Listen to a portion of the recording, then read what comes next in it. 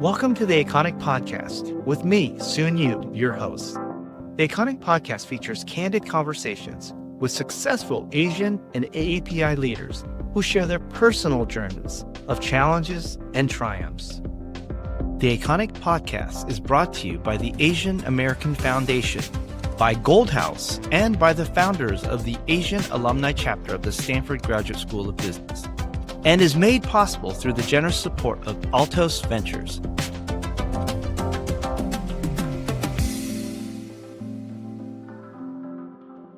Building products that millions of people use in their daily work life was very inspiring. But still, I was feeling that my tools, there was no purpose because these were business tools. And I was still looking always for what is my purpose. Welcome to the Iconic Podcast.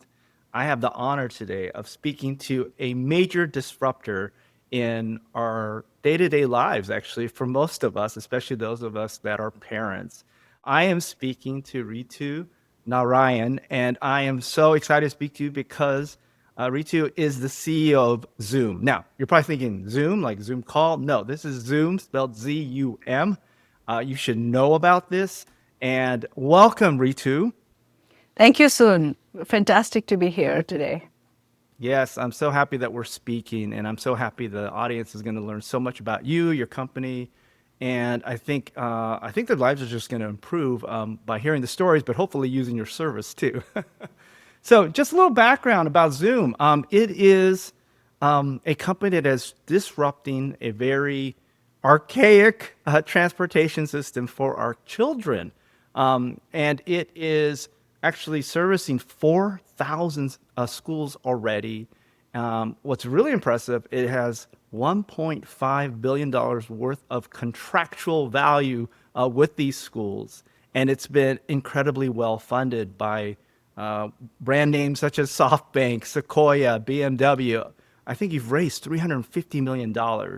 And Ritu's background is perfect for disrupting what I call school transportation. She has experience at IBM, Oracle, Yahoo, eBay, and in 2024, last year, she was voted one of CNBC's change makers, and Zum was voted as one of the top 50 disruptive companies by CNBC. So very impressive accolades. And what's so interesting is the stage we're speaking to you right now with respect to Zum. I feel like we're speaking to Thomas Edison way early on when he had just invented the light bulb and was trying to scale it, or Ford when they finally figured out the production line for the Model T. And so I'm just imagining that this is going to be this hockey stick that really just propels. And anyway, as always, I do my research, and I found the last few days of researching Ritu and what her company does so inspiring and so heartwarming. I really love the idea that, Ritu, you're grounded by your family. You're inspired by your family. I mean, a lot of what you're doing is actually generational in the sense that it was a pass me down from a shared experience with your mom, and now also you're trying to help your kids. I think your brother is even part of this, so it's very much a family affair. And I know you talk a lot about this idea of generational, sort of a generational solution. And a generational problem. And I love this because the only time I ever heard of the word generational is people talk about inheriting generational wealth. And for me, what I love is instead of inheriting generational wealth, you've inherited a generational issue, a problem, but also a generational opportunity. And you're going right after that. And I think that's incredibly empowering. And it's going to help both families, the community, and we'll talk a lot about how you're bringing innovation to the family through technology. But let's talk about from the beginning, because I was talking about the idea of being family inspired. A lot of it came from your experiences growing up in India. Your mom was an educator, and she was very successful in her career. But I think she was faced with an early decision, especially since you had 3 other brothers or sisters. Is that right? That's right. We have 4 siblings. I have 3 siblings. And so you're growing up with them. And talk about your mom's experience and how that may have shaped your own experience. Yeah, thank you for having me. And this is a fantastic start with all the introductions soon here. and really love what you said. It's not generational wealth, but you are getting generational opportunity and time back to families to do what they need to do Mm. most. My parents, they came from a small town in northern India, both of them from different towns. And both of them were the first ones in the extended family to get out of the town in the search of opportunities. And at that time, I know my mom wanted to be an engineer, but there were societal norms of not sending her to a far off school, which was a math school where she had to go. And all of that played out pretty importantly in my life. I have to say, education was the highest value for my family. My father was very sure if you get a good education, you will be able to achieve your dreams, make an impact, do anything you want. So if you were to talk about the environment in the house, it was as long as you do the education part right, you could do anything. Other things were excused type of thing. So that was a fundamental ethos which led me to a kind of drive towards thinking and doing things in life. My mom was an educator. She was really successful in her career, but as we grew and I had more brothers and sisters, I'm the oldest of the four siblings. She had a challenge because my father traveled a lot for work in terms of how could she manage this entire logistics. And we are talking about the times when there were no phones or anything to support this kind of a facility. And she left the job. She dedicated her life to raising us up with, again, very strong value around the education and family and all of that.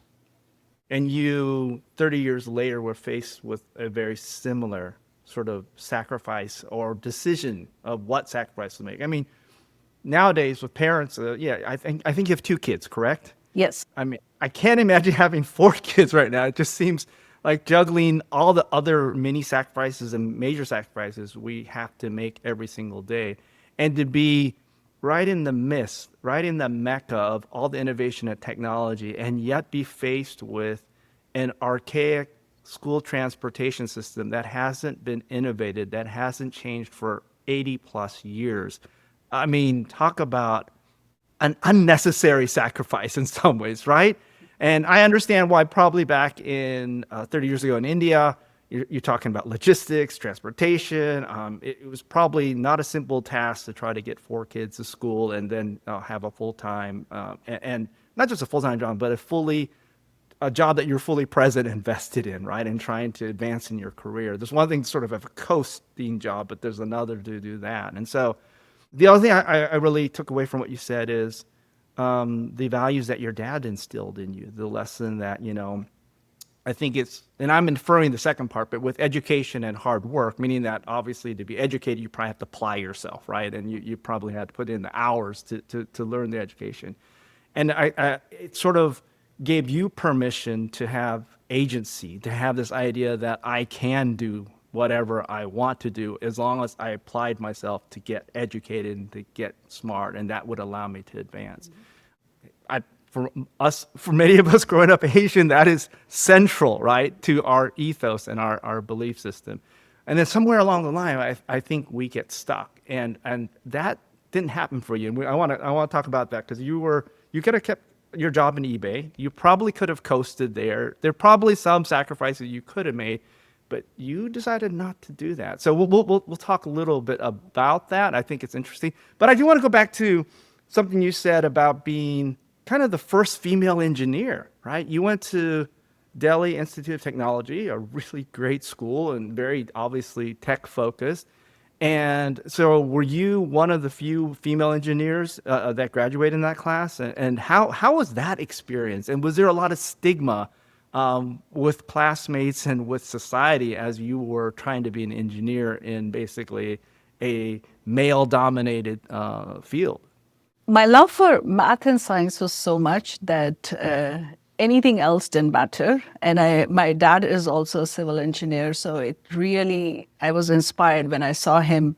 Like he would go to different remote parts of the countries and within India, and there would be nothing, absolutely nothing there, and suddenly dams would show up or thermal power plants would show up, and he was like he had this art of taking something and having the vision and bringing it to reality and seeing that over and over again. There was something subtly which influenced me that you could take something out of nowhere and do some and create and build things around it. And that was the thing that attracted me a lot towards engineering. I was in Delhi Institute of Technology, as you mentioned. It's a top school in India, and in Delhi, there were 6 women out of a class of 300. So we were Wow. definitely in minority. I did not realize it while applying or while doing it that it would be in such a way.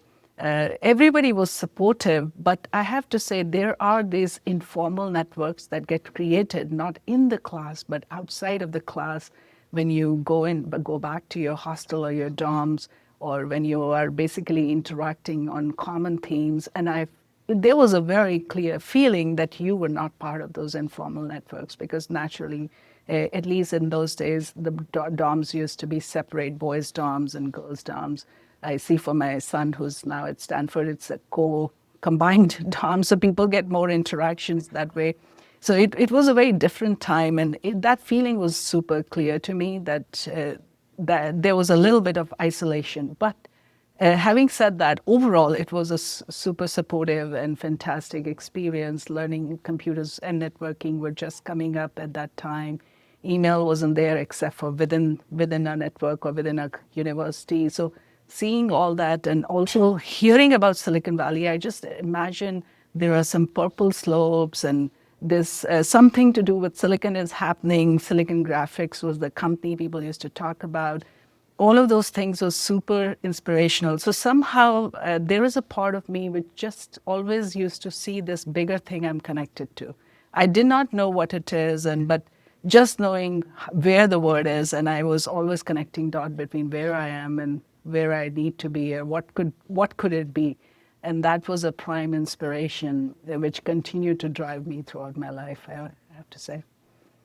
Well, I love that you not only love the math and science, but you love the application of that. Because that's what engineering is. It's taking those key skills and actually trying to solve problems with it, right? And I mean, engineers are designers. You know, they're designing solutions. And your dad, there's actually a thread not only to your mom's experience, but I think this idea of civil engineering. You know, when I think about it, the most emblematic, I think, structure I always think about is building bridges, right? Like the Army Corps of Engineers, they were civil engineers, and what did they do a lot of times? They were building bridges over broken bridges, and so this idea of improving how people get from one place to another, okay? And that's a central theme of Zoom. It is actually at its heart a civil engineering sort of problem and solution. And you know, I just see the connective tissue not only to your mom but also to your dad's experience and to your engineering background, of course. Let's talk about it. You were okay. So you decided to come to the U.S. What actually inspired you to come to the U.S. And then start working for some of these great tech companies? It was a natural evolution because at that time the ecosystem for computer science was not as developed in India. The companies were just coming up. The environment today, almost 25 years later, is completely different. I'm surprised. All my nieces and nephews, all they talk about is startups, and starting that was not the case at that time. Going to the best place where you could see the innovation was a natural transition for me. So I came to US at that time. My husband was doing PhD at Berkeley. He was just finishing it off.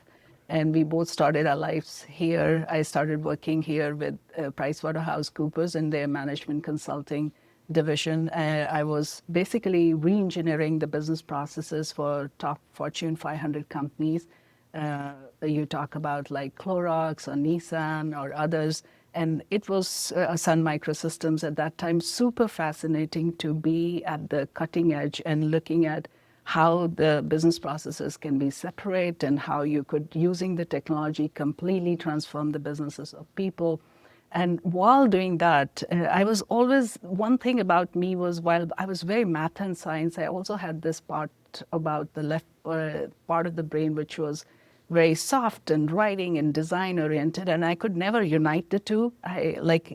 Always when the choice came, I ended up choosing the more analytical or math side of it, and that probably you will relate to, very Asian thing to do. And as part of doing this business process reengineering, I one day met a product manager of an application we were trying to implement. And when I heard about his job, I thought this was perfect. You could really design the product, talk to customers, get that part of the thing, and yet in the end you're making very analytical and data-driven decisions and building some software tools or software applications. And that's when I transitioned to becoming a product manager at Oracle.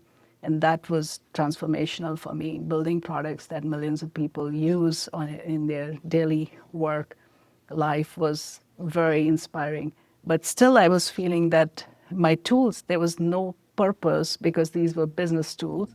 And I was still looking always for what is my purpose? Like I was constantly looking for mission outside of the work. And that's when I go to eBay and I suddenly had this combination of personal and the professional life mission combined together. Because at eBay, that was such a core of giving people economic opportunity using platform, no matter where they are, enabling people to sell on the platform and make money was so core to it. And another change that happened was, as I said, I was in minority, being in the tech world most of the time. But in eBay, 42% of the population and executive team was women.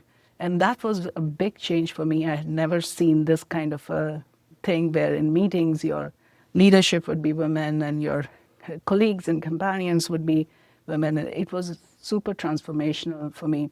And third thing I would say, one day at eBay, there was somebody who had written a book about how women are 50% of the population in the world, and they should be the decision makers. 51%, I think, actually. Yeah, okay. Now it's 51%, but her point was like almost half the population of the world is women. So people should be designing products with women in mind. They should be solving the problems faced by women, and women should be decision maker. I had never heard of that before, even though the rebellious part of me always said that is true, and in my personal life, I vouched for it, but at a scale, I had never seen that before. And all of the three things combined together, when I was facing problem in my personal life, I was not afraid. It became super clear that I had to solve it and take a plunge and do it. Wow. I want to pause here. And for the listeners, there's so much in Ritu's journey that's worth considering. We've talked a lot about the idea of the left brain, and many of us in the so-called STEM area, we tend to use that as our winning formula, right? We tend to solve problems analytically. There tends to be sort of let's call it the best answer based on analysis, right? That's right. And yet, to really get real world solutions done, you're dealing with humans that are imperfect, that are emotional.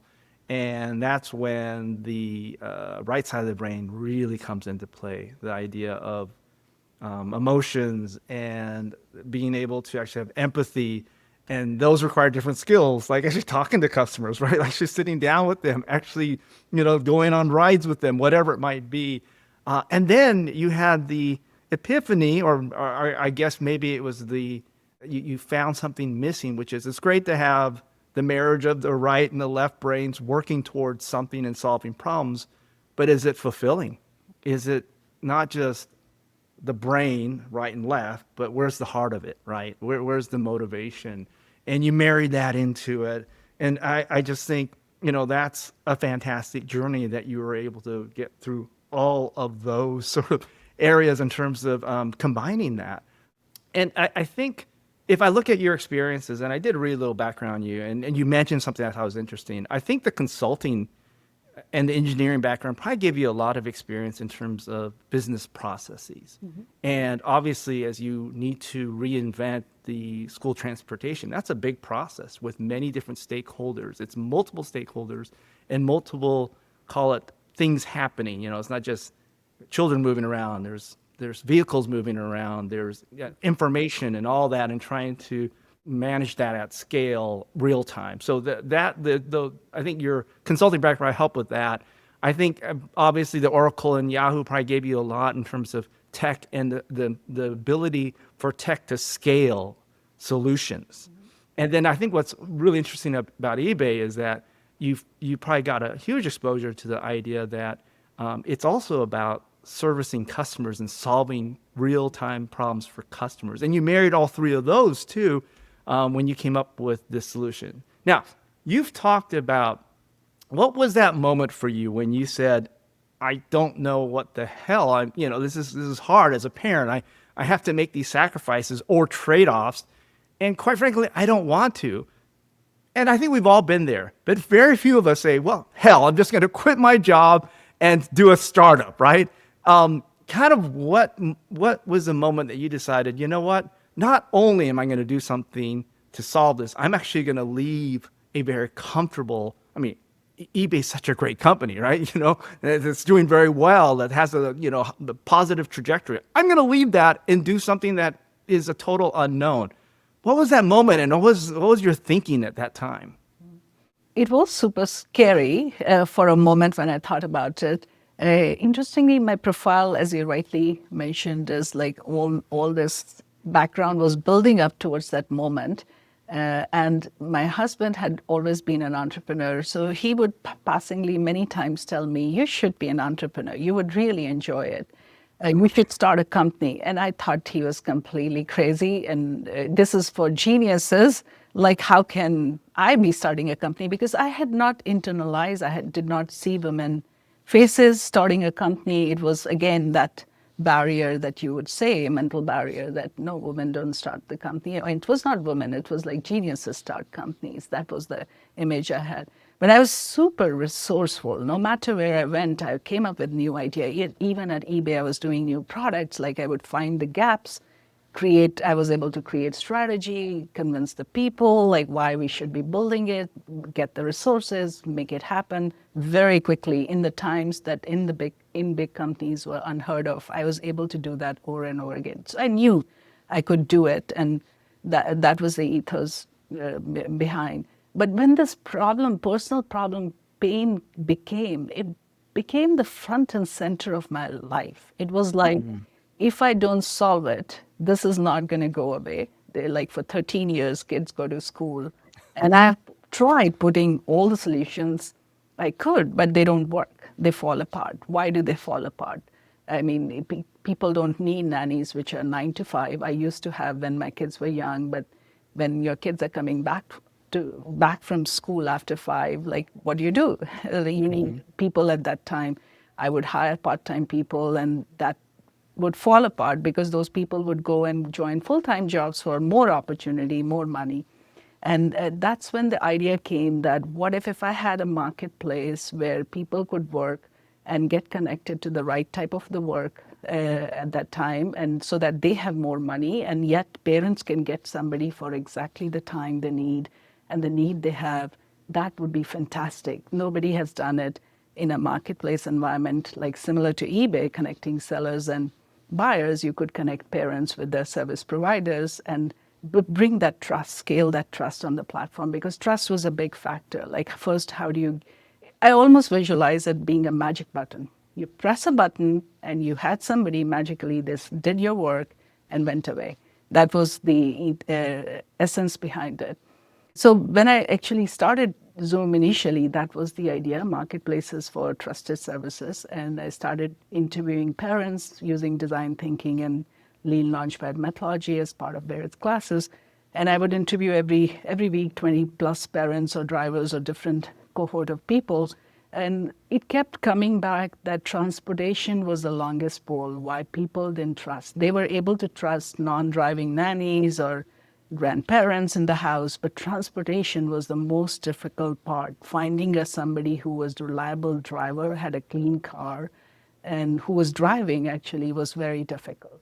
So one day somebody said, oh, you need Uber for kids. And I said, exactly, that's exactly what I need in my life, Uber for kids. And Uber was very early stage. This is back in 2014. And that became the essence of what Zoom became in early stages. I was the first driver. Basically, we created a mock website, posted on the parent list same day. Over 300 parents kept send us a message saying, is this solution ready? Can we have it now? So the demand was super clear, but we had to find out who these people would be driving, who would be the drivers for parents. So we started doing all of that, and in the early stages, very much the solution was targeting end parents and solving their problems. And over the years, we'll talk about it more, but the solution emerged into what we are today. Yeah, and we'll definitely go there because there are a couple of pivots that happened in there. Are you ready to be part of a community that amplifies the voices of Asian leaders in business, government, and the arts?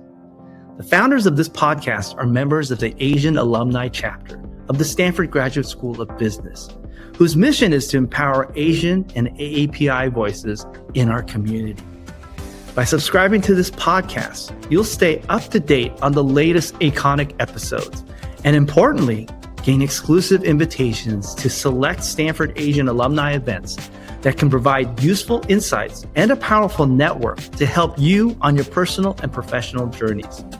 Go to iconicpodcast.com and subscribe today. Join us and be a part of a community that's shaping the future of Asian leadership.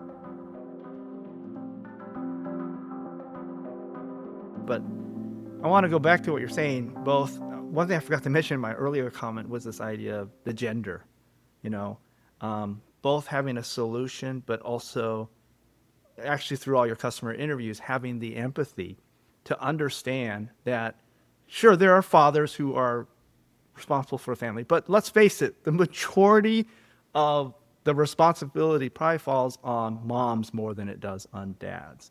And to your point, sometimes those mom issues, or let's call it, female problems, are not always considered by the tech world first. And the fact that you have that ability and gain that insight of what, that these solutions have to be considered for all genders, I think is very important. And you're right. I think over half the world's problems are not male, right? So, this is great that that came into play and allowed you to have greater empathy. I also just think, we have a lot of listeners, and we're sponsored by the founders of the Asian Alumni Association for the Stanford Business School. Let's give some credit to the Stanford Business School, because there are probably a couple of classes that when you were there that really helped you. I think touchy-feely, which is, we always call that the interpersonal skills class, but that really talked about the right brain, right? And about the idea of emotions, and actually heart too. You probably had to talk a little bit about who you are and why, what's your motivation, and so I know that was probably one of your favorite classes, or at least one of the more seminal ones. But the one I think that you talked about where it actually forced you to talk to customers. And through the process of talking to customers, you learn that you're really in the business of trust. And the biggest hole or gap or space for trust right now for parents is the idea of drivers with vehicles that could potentially kill my kids. I mean, at the end of the day, you think about the dangers, right? If I don't know who this person is and they're in this, 4,000 pound, death machine, right? Who am I to trust on that? And I think it was, which class was it? It was the lean class. Is that right? Am I getting that right? Can you talk a little about your experience at Stanford and the idea of spending so much time with customers and what that experience was like? Because, that was probably one of the first times where you actually had to just sit down with so many customers and really talk to them. Stanford and Stanford Business School was transformational in my journey from transitioning from eBay into becoming a full entrepreneur and founder I'm today. I had very clear plan. Like, I'm going to do a marketplace for trusted services for parents. I'm going to solve this problem from day one. Like, many people come there with exploring. I'm going to explore different areas, different industries, and different functions. I'm going to see if I like finance, if I like this. I was super clear. This is what I want to do. I want to solve this problem. I don't know what the solution looks like, but I want to solve this after school, before school problems for parents, and allow women, specifically working women, to have a career and thrive while raising their children. That was the center of the idea. When I joined as Stanford Business School, immediately when the session started, I wanted to join Startup Garage, the famous class there, which helps refine people. And I go there and I find out that the class is full because the MBAs who went into the internship had already signed up for the class before going for the summer program for them. So I went into the Center of Entrepreneurship Study and I talked to CS head and I said, this is not possible. I came here to do this. I have to do this class. Please do something. I have to join Startup Garage. I cannot afford to miss this opportunity. And she talked to me for a few minutes. She heard my all complaints and dreams and aspirations. And then she just says one word. And actually she had just sold her company for baby food, organic baby food at that time. And she was filling in and it was the head of CES for interim for a year. She said, you want to be an entrepreneur? Be like an entrepreneur. Go right now and talk to the professor of Startup Garage. Go walk over there and tell him and talk to him. Why are you talking to me? And immediately my mind was blown away and changed. I said, that is so true. This is the start of entrepreneurship. Getting into the class, how you do things is the start of entrepreneurship. It's not like class is not going to make an entrepreneur. The process starts now. And you believe me or not, I immediately got up, went to the other building, talked to Stephanus, who was the head of the Startup Garage class. And I told him, I've applied for the class. This is my idea specifically. This is what I should be doing. I'm coming from eBay. There's no option. I have to be in this class. And I was in the class.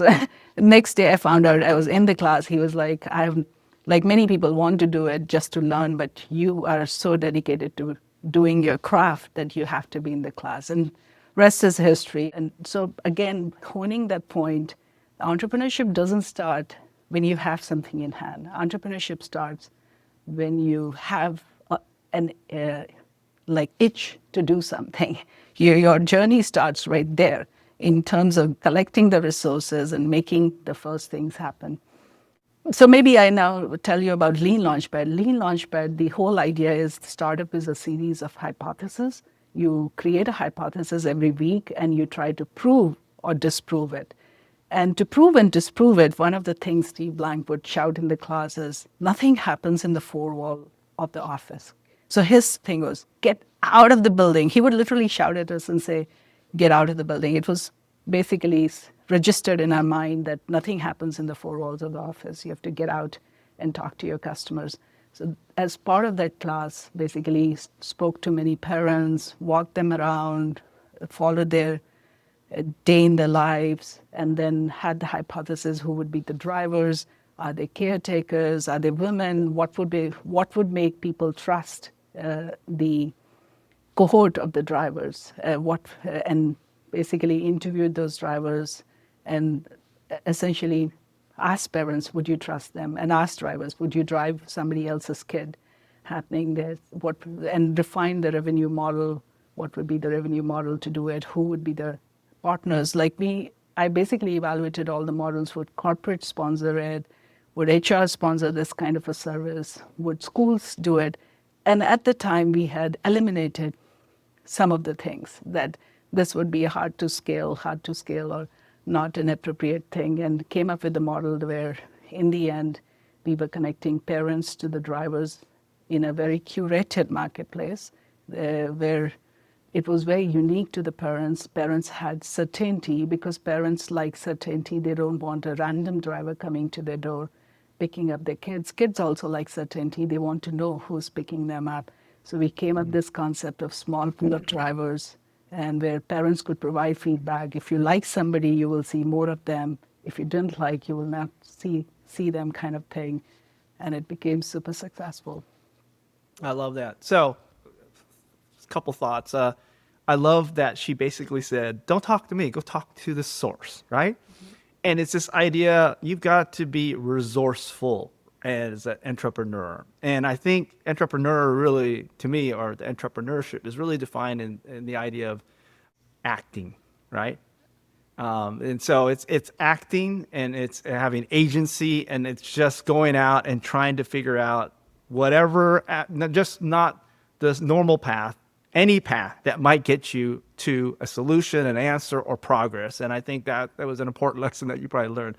I love the other thing that you learned in class, which is get out of the class. That's right. You're not going to learn anything in class. You got to go get out in the real world and talk to people and prototype and test and get some feedback and, test your assumptions. And guess what? Because you probably incubated the ideas, in your own head in a comfortable, call it living room, it's not real world yet until you start talking to people while they're experiencing whatever they're experiencing. And you had to do that, which is, I think, fantastic. And the last thing I think is you took the mystery of trust and you started building heuristics around what might actually create greater trust in this specific segment or area. And you started to apply algorithm to it. And I think that, this idea of certainty or familiarity with who's going to come to pick up my son or daughter. Have I spoken with them before? Do I know what they look like? What are their mannerisms? And they've done it 3 times now, and my kids like having them around and feel their sense of aura fits ours, and whatever it might be. That is part of unpacking trust. And so I think you guys actually had pretty good progress being the trusted sort of drivers of parents that needed kids to go to school, to soccer practice, to whatever. And all that was happening really well. And I was reading about a story where you were basically, obviously you had a contract out with the schools because they had to know who's coming up to, to pick up these kids because they weren't the parents, right? And I think you were, either promoting your service or at least strengthening your relationship with somebody at the Oakland school district. And all of a sudden, I think planted a different idea when they asked for something different. Like they basically said, we kind of like this idea of trust. We like the idea of visibility, like knowing where the kids are or whatever. What might you be able to do for our buses? Can you talk about that request and the shock to the system? Because that's not what the business was set up to do. Yeah, that was an amazing transformational journey. So let me walk you through. So initially, we thought most kids go to schools. So why don't we go to school and ask them to promote our services to their parents? And this is the Uber for Kids. That's right. service, That's right. And when we were there, so I went to the school that one of the private schools in San Jose where my kids used to go, and me and my co-founder, we pitched the solution. Within a few minutes, he's like, wow, this is such a thoughtful solution. Different people came talking about something, but nobody has thought the way you guys have thought. Would you be able to serve some internal routes for us? And we will give you a contract. And that was a thing never on our mind, that we would be serving schools or they would be giving us contracts. We were pretty happy. And suddenly they gave us $50,000 contract. That was at Harker School in San Jose for doing some shuttle rides within their school. And we were like, wow, we don't have to look for $20, $30 ride. Now suddenly we have $50,000 predictable contract for the whole year, and we know exactly when the drivers would be each morning doing the rides, and the afternoon they would be doing rides. So this idea got planted that, and plus we thought that when the ride comes at school, parents would know about it. When parents go, we do parents' rides, school will get to know about it. So there's a very viral loop in terms of enhancing our services. So let me pause here. That was basically them asking you for a scaled up version of what you were already doing, meaning that instead of a Honda Accord, you were now driving a Honda Odyssey or maybe a van or something where you could have a few more kids. Is that right? It could be even Honda Accord. It could be even 2 kids going from one high school to middle school. Like kids have their multiple siblings, and bus just comes till high school. They needed to be picked up because parents have to go to work. So these were very small use cases. They were like 10, 20% of the transportation use cases. But for us, it worked well because we didn't have to change much except for providing a dashboard to the school that these are your rides. But it was pretty much the same. The kids could be carpools, but these were our drivers that we had already hired. And what changed, though, was $50,000 guaranteed. Absolutely. And a direct sort of, I think, contract or partnership with the school itself. That is correct. And it could be multi-year, right? Like you could keep on doing.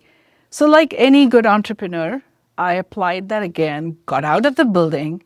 Every single private school in the area, I knew the problem that parents were commuting to drop their children. this would be a service they need. And we signed up almost every single private school doing the replicating what the first Wow. contract was.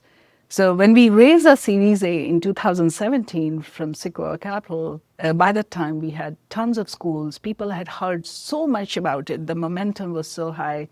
And they were very attracted by the fact, wow, you serving schools, you would spread like wildfire because, I mean, this is such a predictable and scalable model. Schools are there everywhere, and you can go and get these contracts.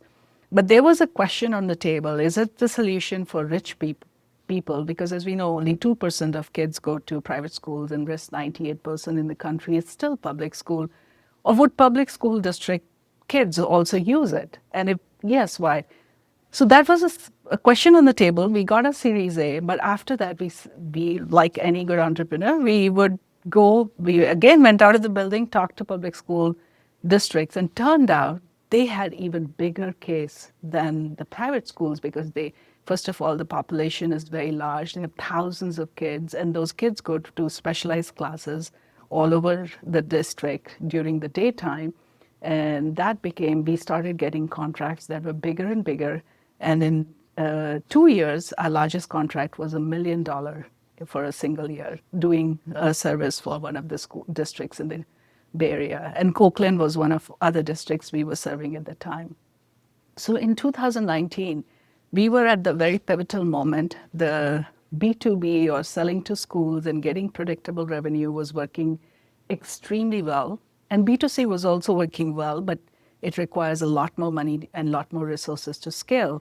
And either we could continue to do both and raise a ton of money to basically do B2C, or we could be great at one and great at something which nobody was doing. Nobody was modernizing the school transportation.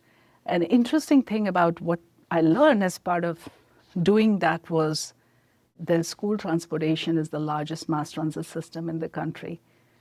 27 million students commute every day. Twice, Uh, twice a day. Twice a day. While Yeah. even in airlines, which is the second largest mass transit system, only 9 million people travel, even on any given peak day. So the size of just the sheer size of it was so large. And also, it's a very essential service for school districts because they get paid for their attendance based on they get paid for the education budget based on the attendance. So they really do value it a lot and spend a lot of money on transportation. It's a $50 billion market. These were very attractive things for me. And second opportunity I saw was there are 500,000 school buses on the road, and less than 2% are electrified. And so there were two opportunities there. One, there was no technology. There was absolutely no digitization. People were still using spreadsheets and thumbtacks and maps, walkie-talkies. So there was definitely an opportunity where in their personal life, people have iPhones and they can interact, they can track their pizza, they can track their packages, but they have no idea where their children are when it comes to this dark ages of student transportation. So that was there. And second optionality we saw was you could electrify the school buses. They have a very predictable commute pattern. They get used in the daytime, but in the evenings when there's a peak demand of energy, these electric school buses could also be used as an energy storage device to give energy back to the grid. These two were the opportunities that we saw, which finally led me to have the decision. But I have to say that pivot was the hardest thing I had done in my life because I had to pretty much restructure myself and my thinking. My origin story to some extent was getting lost. This idea about just serving the parents directly was something I had to redefine in my mind. And I also had to change the team structure from both B2C and B2B focused to a team that could sell to school districts, that could design the solution, which was at enterprise grade and scale level. So it was a very tough 6 months of decision making, but ultimately made that decision, and there was no looking back because Zoom grew exponentially after that. Yeah. I think that was a very powerful moment. And this is I think potentially lessons we could probably share with those who are in startups or thinking of doing startups. It's the idea faced with a market pivot. And I think what's interesting about this market pivot for you on a personal level is that for many years you had a certain narrative, and it's a very personal narrative coming from your mom, coming from you having the empathy directly working with parents.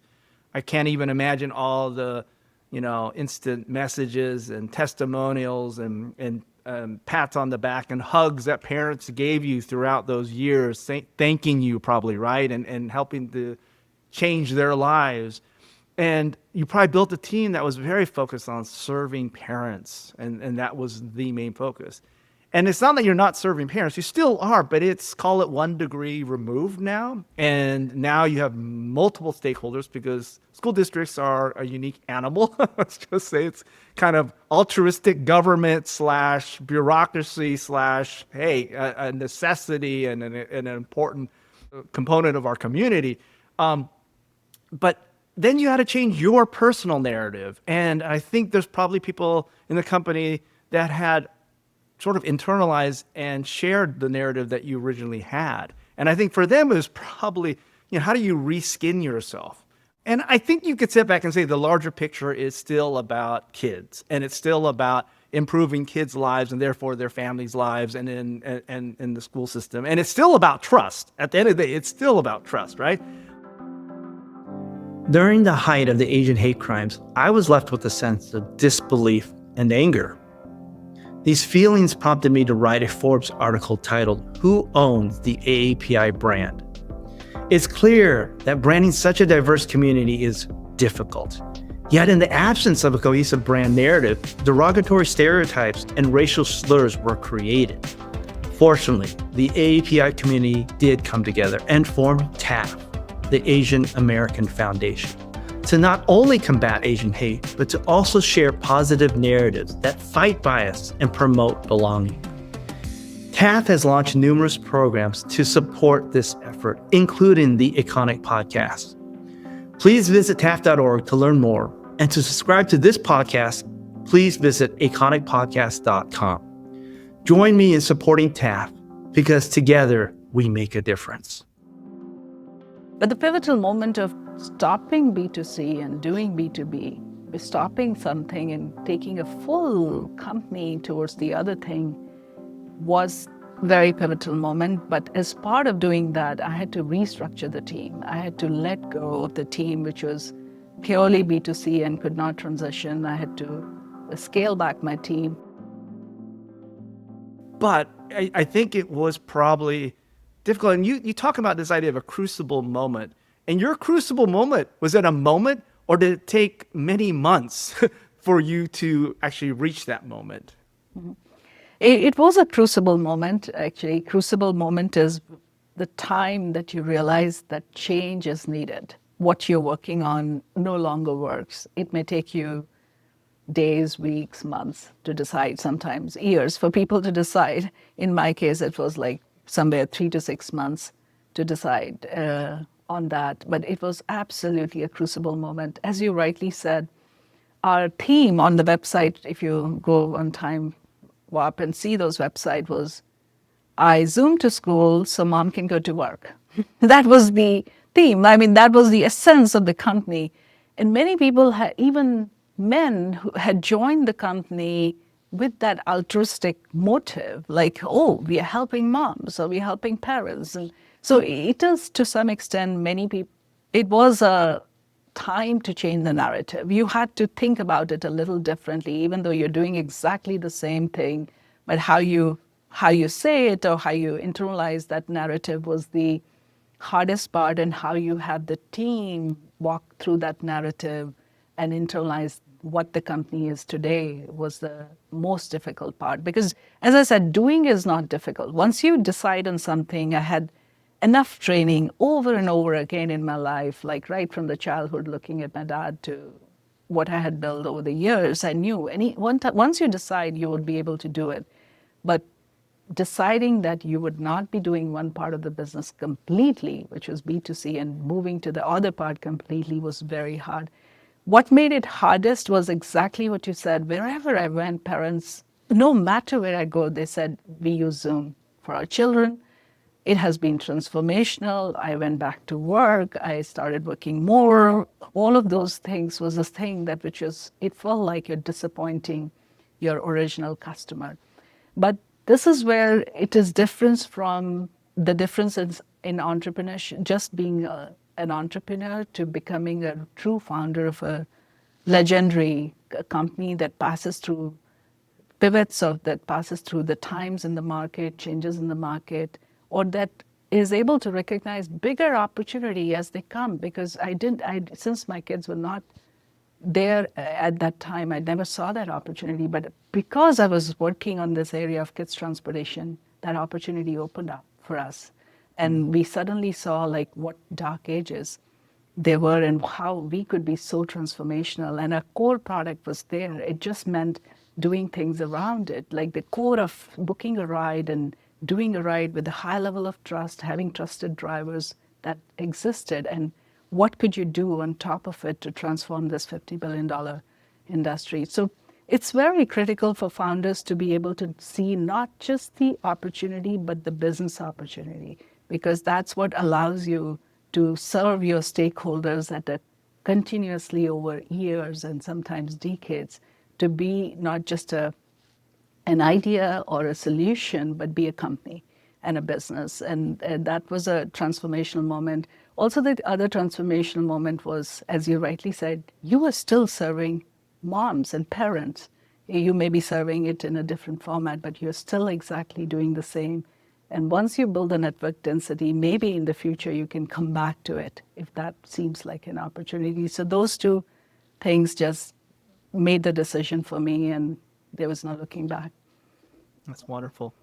I want to give you a lot of credit because one of the traps founders have is not letting go of their baby. Okay.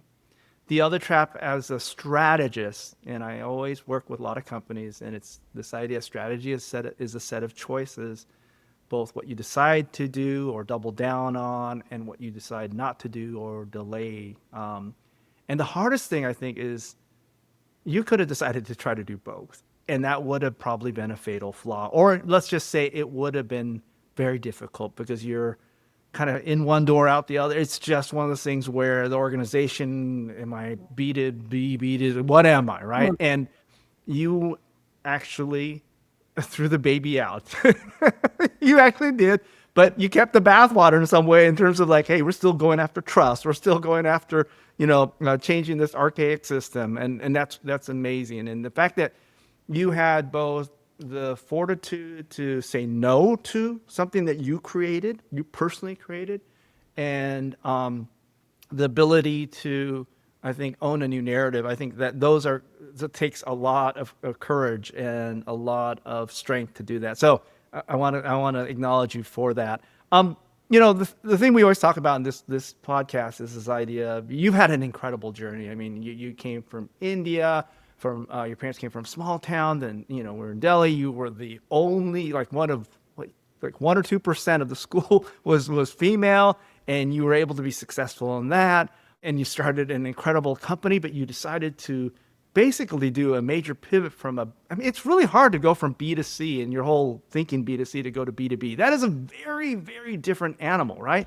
And yet you're so successful doing that. And you have 1.5 billion in contracts with 4,000 schools all across the U.S. now, with big school districts like Seattle, Los Angeles, obviously the Bay Area, Boston, all these different places, and it's really incredible. But during this journey, you probably had a few moments where you looked at it and go, man, whether it be during Zoom or prior to Zoom or another job, where you hit that rock bottom. We talk about that, right? And where you kind of stared at the abyss maybe and looked in the mirror and didn't kind of like what you saw.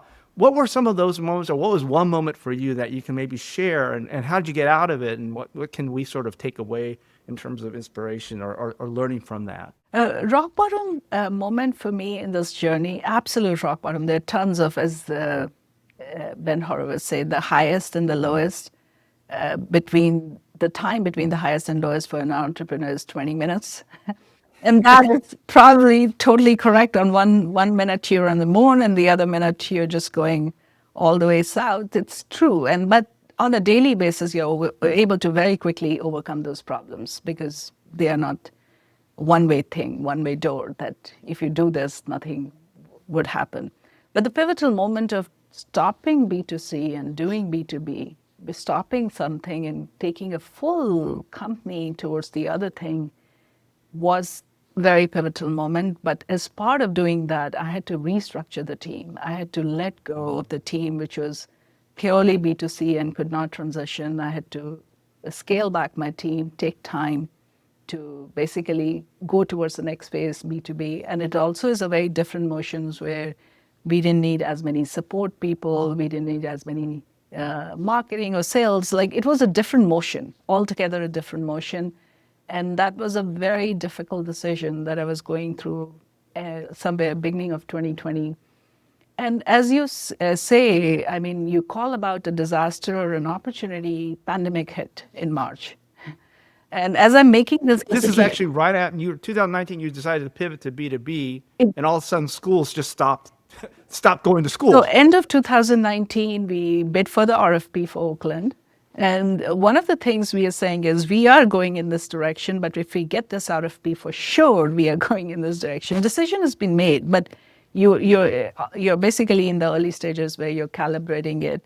And we did a tremendous work on the Oakland RFP on how we would serve them. Till that time, please remember, we have never done bus rides. We have never done, we are doing a network of vehicles, but the tremendous thing was we had the DNA of consumer. We always had this, our solution was beautiful. People used to say, looks like a parent designed it. It's so amazing. Everything is thought through it. So that became a core piece for it. We get awarded Oakland RFP in February, and I'm restructuring my team, thinking about in March, pandemic hit. To some extent, a lot of decisions happened, were accelerated or became in a way easier to do because of the pandemic. We restructured the team. We took 6 months to basically upgrade our technology, make it more robust, design everything around it, how we would implement Oakland and make it successful. And we started planning for next set of districts that would be in line. Next was San Francisco Unified for us that we were targeting, which is 3 times bigger than Oakland School District. And we also had relationship with them because we used to do small vehicle alternative transportation for them. But absolute rock bottom was to part with team members when. Did you fire some friends? They had become pretty much part of the very close team and tribe, and we had to transition that team, and we moved in, but it was a super hard decision. Other decision for me, which was rock bottom, is what do I tell these parents that I no longer would provide them services who were for 3 years, day in and day out, relying just on Zoom. People had in Burlingame were sending kids to Menlo School and had not bought house in Menlo Park because they were relying on Zoom to take their kids. So these kind of dependencies had built in. But when pandemic hit, all B2C rights stopped. And next school year in August, when I announced we would no longer be doing B2C, people were already used to. People were actually not going to school at that time. And the decision for us became easier. So one lesson was like being transparent and providing context to people and what you're doing and why you're doing it was such a critical part of it. Sometimes when there's a problem, the natural reaction is to hide it or not share the information because what will people think or what will be their reaction? But on the contrary, doing the opposite really played out really well for us. I think that's a hard lesson and a very important lesson that you learned. And, I've had to do layoffs too. And I think you're absolutely right. I think it's not just the act, it's a lead up to the decision that's really difficult. And I think a lot of it is just struggling with the idea of, I am going to disappoint a lot of people and I am going to live with this disappointment. And it's hard not to internalize their disappointment and being disappointed in yourself too, because no one wants to disappoint people, right? Especially people they have, I think, some affinity towards, whether they be employees or they be customers. And your strategy, or I don't know if a strategy, but what you did is right, which is the idea of transparency and letting them live with that disappointment, but explain why. And I think, and that you own it. And that was powerful. There are so many people that look at you and say, gosh, I can't wait to be on a journey that Ritu has been on. I mean, she started a company. She had to do this incredible pivot, and she probably learned so much in terms of organizational behavior and people leadership during that. And she's raised 5 rounds of funding with these incredible investors. She's a unicorn that's basically ready to, because you've only 4,000 schools. I bet there's 50,000 schools. I have no idea, but I'm sure you're only less than 10% market penetrated. And so the sky's kind of the limit with this incredible technology you have. And so there are probably a lot of people that want to be on this path. What advice would you give to, I think, early stage founders or people who are thinking about doing a startup based on your experience so far? Yeah, no, I would say first as you know about the quote, the journey to the 1,000 miles begin with the first step. So people always get afraid by thinking about the end result or thinking about, oh my God, this company raised so much money. Would I be able to do it? Or they're going public. Would I be able to do it? But you have to, while having the vision for the complete thing where you want to be, just focus on what's needed today, what's needed this week, what is needed this month. It is so critical in the early stages to execute on what's needed almost on a daily basis, sometimes even on hourly basis, because your existence depends on it. So that habit and discipline of staying in the present moment and doing what's needed to get to the next stage is super critical for entrepreneurs. And the second thing I also say is don't be an entrepreneur if you're not passionate about the idea you're working on. Make sure that in some way you personally associate with the idea. Either it is your personal problem or something that you see in the outer world with a cohort of people that you like. You have to love your customers and really enjoy, because it's such a hard journey, so hard to every day get up and face this challenging environment every single day. And you can only do if you're super passionate about the problem and your customers. It'll make you go so far in the journey and continue to evolve and reach the top of the mountain or top of the hill. That's what I would say. Well, I can't wait to have you back. I'm assuming in a few years it's going to be a public company, and it's going to basically change the landscape of how we think about the last mile to school or the first mile to school. And I love your advice, take action, every day make some progress, right? And have passion not only for the idea, but for those who you are serving. Those are such important ingredients and kind of give you the fuel to keep going, especially when we hit all those rock bottoms, right? In closing, there's so many other probably entrepreneurs you've met, board members, people that have been incredible mentors. Who would you recommend that we interview for the podcast that would be great leaders and iconic leaders that people could learn from? You should definitely interview Alfred Len from Sequoia Capital. He is like a legendary Appy community member. That would be fantastic. We would love to have somebody from Sequoia. That's great. Yeah. Anyone else? Indra Nooyi, who was the CEO of Pepsi. She would be phenomenal for you to interview. And by the way, she is on our short list, and we are going to be making an ask for sure. So I'll replay this part of the interview to her Yeah. just so that'll give extra incentive. That's great. Yes, we'd love to have Indra on too. Ritu, thank you so much for your time today. Thank you for sharing your stories, your insights, and for being so open about the generational opportunity in front of us and how you're going to make such a wonderful contribution against that. Thank you. Thank you. A pleasure being here. Thank you so much.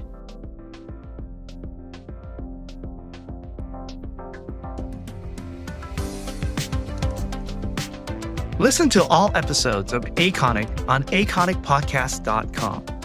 You can also catch new episodes on Apple, Spotify, or wherever you get your podcasts.